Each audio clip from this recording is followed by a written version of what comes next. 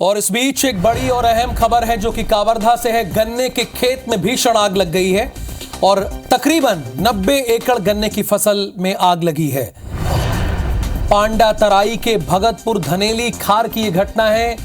आमतौर पर गन्ने की खेती छत्तीसगढ़ में सबसे ज्यादा कावर्धा में ही होती है।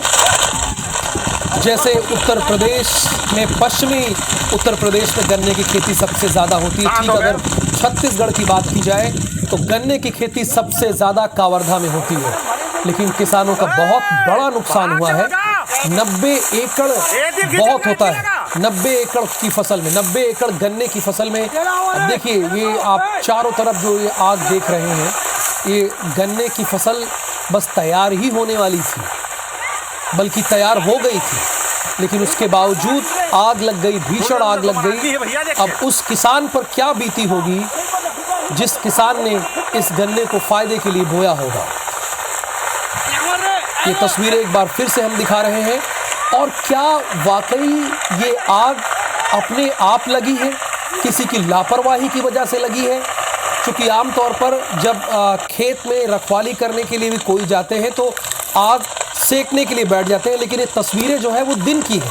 तो हुआ क्या होगा? ये पांडा तराई के भगतपुर धनेली खार एक पड़ता है कावर्धा में, वहीं पे एक किसान की 90 एकड़, तकरीबन एक नहीं कई किसानों की फसल, जैसे कि हमको सूचना मिली है, कई किसानों की फसल जलकर पूरी तरह से खाक हो गई है।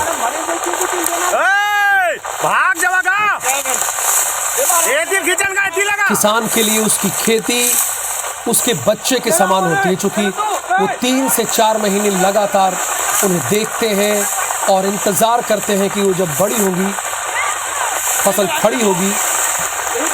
और गन्ने की खेत में तो आमतौर पर 1 साल लगता है, गेहूं और धान में उसमें 3 से 4 महीने, लेकिन गन्ने की खेती में 1 साल का समय लग जाता है।